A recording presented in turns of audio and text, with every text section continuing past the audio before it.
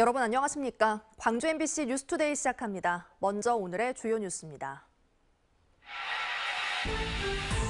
광주 시민들의 수건 사업인 광주 운전면허 시험장이 오는 2025년까지 북구 삼각동에 지어질 예정입니다.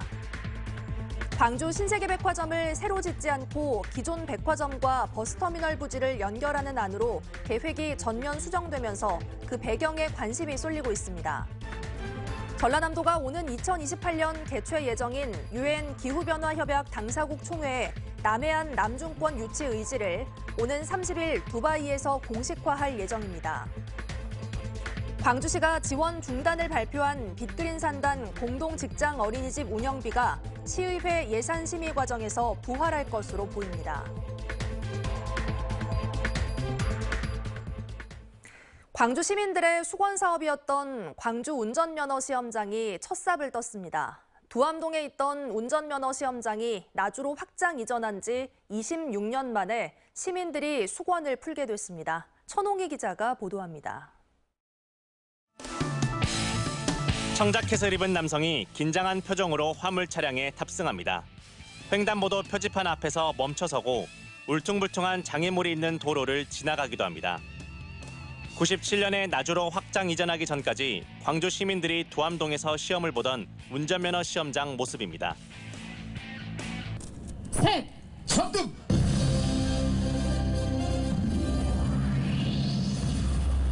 (26년) 동안 광주에는 없었던, 그래서 광주 시민들의 소건 사업이었던 운전면허 시험장이 다시 지어집니다. 전국 16개 시도 가운데 유일하게 광주에만 면허 시험장이 없어 시민들의 불편이 컸습니다. 저희 딸이 운전면허증을 취득했는데 나주까지 가서 봤어요. 여기 북구에 하니까 너무 좋고 경비 면에서도 너무 좋은 것 같아요.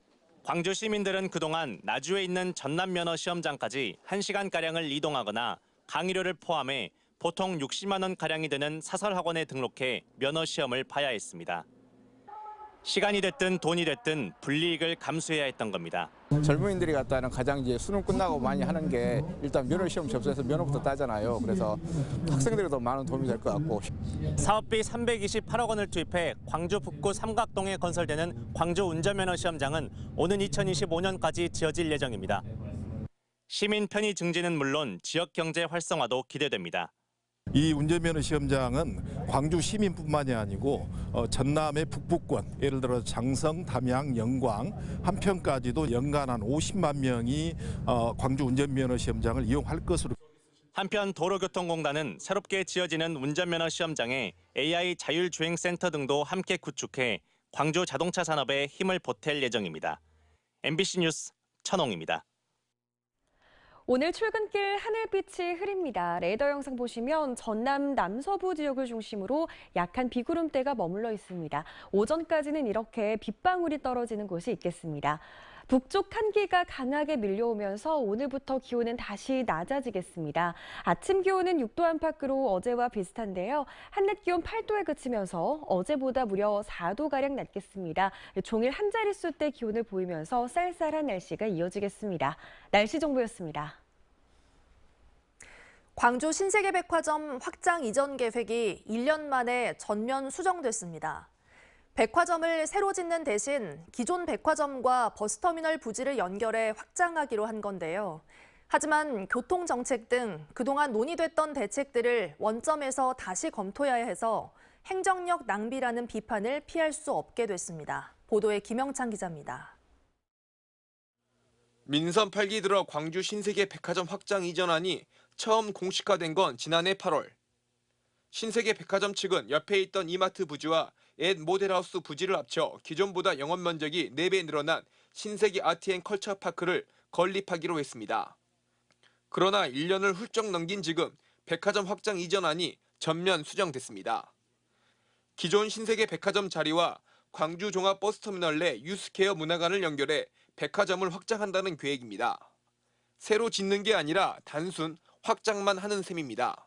버스터미널 부지는 용도 변경 난항이 예상되는 만큼 그대로 두고 5층의 유스케어 문화관을 지금보다 더 높게 증축해 종합버스터미널 일대를 광주의 대표 랜드마크 복합시설로 조성하겠다는 겁니다.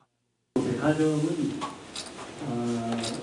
광주시 특성에 맞게끔 예술과 문화가 특화된 호남을 대표하는 최고의 백화점으로 부각하도록 하겠습니다. 광주시와 신세계 금호고속은 이 같은 내용을 골자로 한 업무 협약을 체결하고 본격적인 협상 절차에 들어갔습니다. 신세계와 금호가 힘을 모아주시고 의기투합해 주셔서 참으로 감사드립니다. 그러나 갑자기 사업 계획이 바뀌면서 그동안 수차례 논의됐던 광천 사거리 지하차도 건설 등 백화점 일대 교통 해소 대책과 공공기여안도 모두 없던 일이 됐습니다. 사실상 1년 넘게 행정력과 시간을 낭비한 셈입니다. 원점에서 다시 시작해야 하는 만큼 앞으로 도시계획 심의 등 행정 절차를 고려할 경우 빨라야 오는 2026년 착공이 예상됩니다. 한편 사업 부지 변경에 따라 이마트 광주점은 정상 운영을 이어갈 방침입니다. MBC 뉴스 김영창입니다. 그렇다면 신세계 측은 갑자기 어떤 이유로 백화점 확장 이전 계획을 바꾸게 된 걸까요? 그 배경이 무엇인지 주현정 기자가 취재했습니다. 이번 광주 신세계의 전격적인 사업지 변경은 지지부진한 사업의 돌파구를 찾겠다는 포석으로 읽힙니다. 그동안 광주시는 이마트 부지의 백화점을 확장 이전하려면 주변 도로 시설물에 대한 기부 체납을 신세계 측에 조건부 제시했습니다. 하지만 이 경우 사업비 부담이 커질 수밖에 없어 신세계는 수용 불가 입장을 고수해왔습니다. 이마트 부지의 백화점 확장 이전이 쉽지 않게 되자 신세계 측은 터미널 부지를 활용하는 쪽으로 눈을 돌렸습니다. 터미널 소유주인 금호도 동의하면서 백화점을 새로 짓는 대신 기존 건물을 확장하는 방향으로 정리가 됐습니다. 이용객 감소로 뉴스케어 문화관 운영에 어려움을 겪어왔던 금호로서도 괜찮은 방안이라는 판단이 있었던 것으로 읽힙니다. 민선 8기가 들어와서도 이 논의가 한 번 있기는 있었습니다만 그 논의가 약간 힘들어졌던 것은 상호 간의 문제에 기인한 것이었고 최근에 다시 그 상호 간의 좋은 절충점을 찾아서 이렇게 다시 할 수 있겠다라고 하는 결정을 양사 간에 내린 걸로 알고 있습니다. 광주 신세계 백화점 확장은 서울시와 신세계가 함께 추진하고 있는 동서울터미널 현대화 사업이 기준 모델이 될 전망입니다. 이제의 시선은 사업 방식에 쏠립니다. 터미널에서 뉴스케어 문화관, 백화점에 이르기까지 1층 전체가 공용시설로 묶여 있어 인허가 과정에서 다른 용도로 변경될 경우 특혜 시비가 일 수도 있습니다. 제가 서 있는 이곳 뉴스케어 문화관 1층은 도시계획시설, 그러니까 시민 모두에 열린 공용 공간인데요. 광주 신세계백화점이 이곳 문화관 부지를 포함해 신세계백화점을 확장할 경우 이 도시계획시설의 용도가 유지되느냐, 해지되느냐에 관심이 쏠립니다.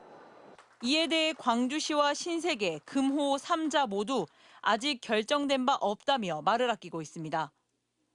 1년 넘게 표류하던 광주 신세계의 새 백화점 사업이 이번에는 본궤도에 오를 수 있을지 주목됩니다. MBC 뉴스 주현정입니다.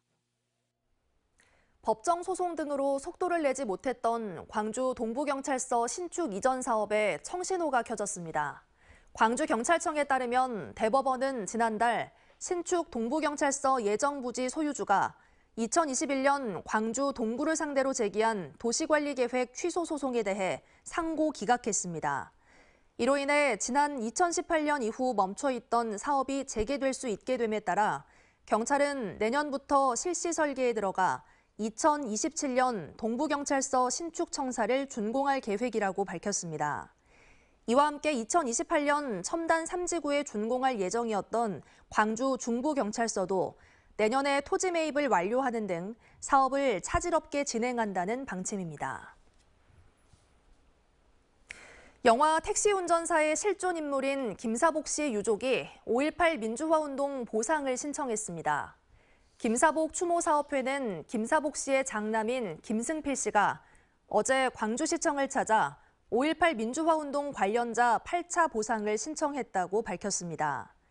김 씨는 영화 택시 운전사에는 5.18 민주화운동과 관련한 아버지의 활동상이 담겨 있다며 면밀하게 심의돼 정당한 평가가 이루어지길 바란다고 밝혔습니다. 광주시는 다음 달 29일까지 보상금 신청을 받은 뒤 현지 사실조사와 보상심의위 심의를 거쳐 신청자들에게 보상금을 지급할 계획입니다.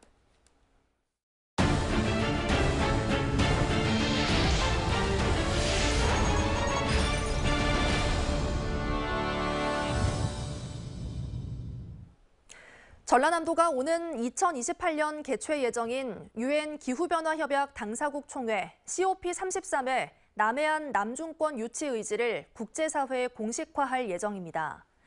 오는 30일 두바이에서 막을 올리는 COP28이 그 시작점이 될 것으로 보입니다. 김주희 기자의 보도입니다.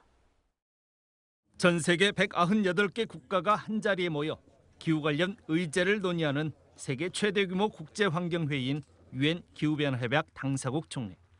우리나라는 2차례나 유치에 실패한 쓰라린 경험을 가지고 있습니다. 특히 지난 COP28의 남해안 남중권 유치 때는 지역사회 강한 유치 위험원에도 정부 차원에서 아랍에밀리트에 양보하면서 더욱 큰 허탈감을 느낄 수밖에 없었습니다. 유치 실패 이후 전남도는 일찌감치 UN 기후변화협약 당사국 총회에 남해안 남중권 유치 재도전을 선언했습니다. 그리고 오는 30일 두바이에서 막을 올리는 COP28 자리를 통해 국제사회 유치 의지를 공식화하기로 했습니다. 도는 COP28 전남도 주간 국제포럼을 통해 여수를 중심으로 한 남해안 남중권이 탄소 중립을 위한 기후위기 대응 선도지역이라는 점을 국제사회에 알리는 데 주력할 방침입니다. 이와 함께 오는 2028년 기후변화협약 당사국 총회의 남해안 남중권 유치 의지를 강하게 피력할 계획입니다. 우리 전라남도와 여수가 COP33 개최에 아주 강력한 의지를 가지고 있다. 그런 부분을 갖다가 홍보하는 그런 계기로 삼고자 합니다. 도는 COP33의 남해안 남중권 유치를 위해 종합계획 수립을 위한 연구 용역에 착수하는 등 내년부터 본격적인 유치 활동을 위한 준비 사업에 들어갈 계획입니다. 내년부터서는 상반기에 저희가 그 유치 지원 조례를 좀 제정을 하고 또 시민 유치 추진위원회를 갖다가 발족을 해서 본격적인 유치 활동 그리고 분위기 공감대 조성에 나설 계획입니다. 현재까지 COP33의 한국 유치 성공 전망은 긍정적입니다. 오는 2028년 개최될 COP33은 아시아 태평양권 내에서 개최국이 결정되는데 경쟁 대상이 될 유치 희망국이 아직까지 없기 때문입니다. 정부도 오는 2026년 COP33의 유치 사업을 국가 계획으로 승인할 것으로 보입니다. COP33의 성공적인 남해안 남중권 유치는 해양과 연안 생태 환경의 가치를 온전히 지켜낼 징검다리 역할을 할 것으로 보여 지역사회 내 관심도 함께 증폭되고 있습니다. MBC 뉴스 김주희입니다. 기후변화로 겨울철이 점점 따뜻해지면서 김장철도 그만큼 늦춰지고 있습니다. 배추가 가장 맛있게 익는 시기가 11월 하순이 되면서 요즘 곳곳에서는 김장 행사가 열리고 있습니다. 신광아 기자가 취재했습니다. 국화 조형물이 가득한 해남 군민광장이 김치 가공 공장으로 변했습니다.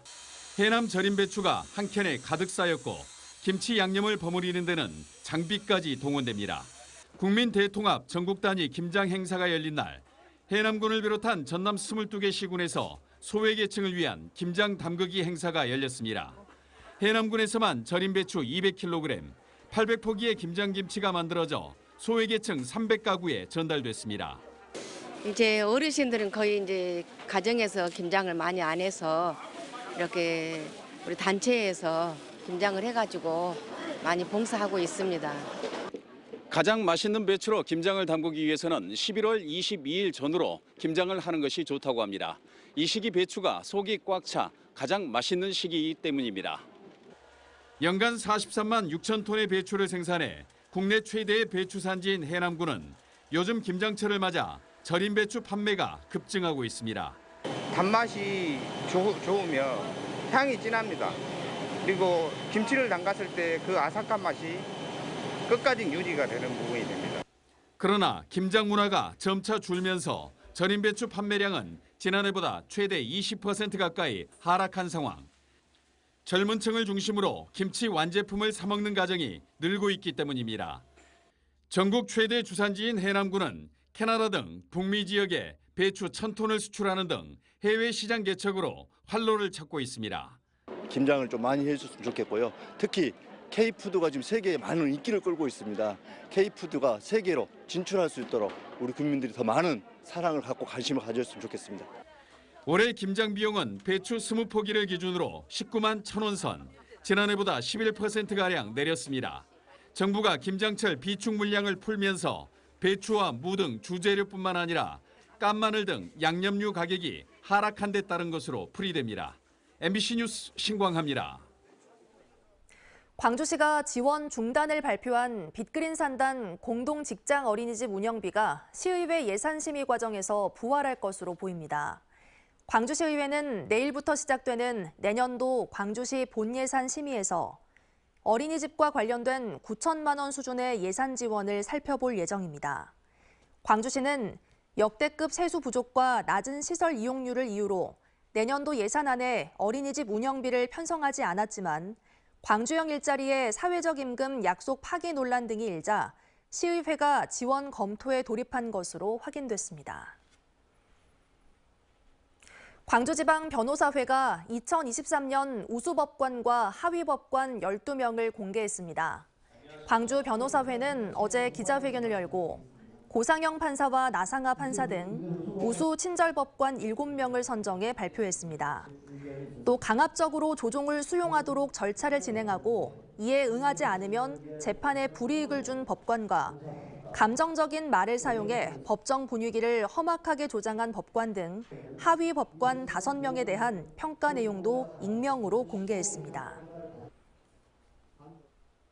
김명진 전 김대중 정부 청와대 선임 행정관이 내년 총선에서 광주 서구갑 출마를 공식화했습니다.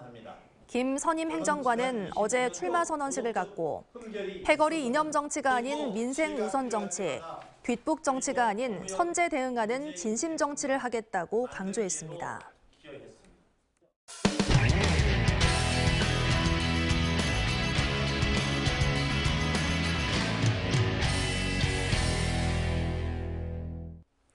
지역에서 수도권으로 떠나는 청년들이 갈수록 늘고 있습니다. 취업과 교육, 문화향유 등의 이유로 수도권으로 이동한 청년들의 삶은 행복할까요?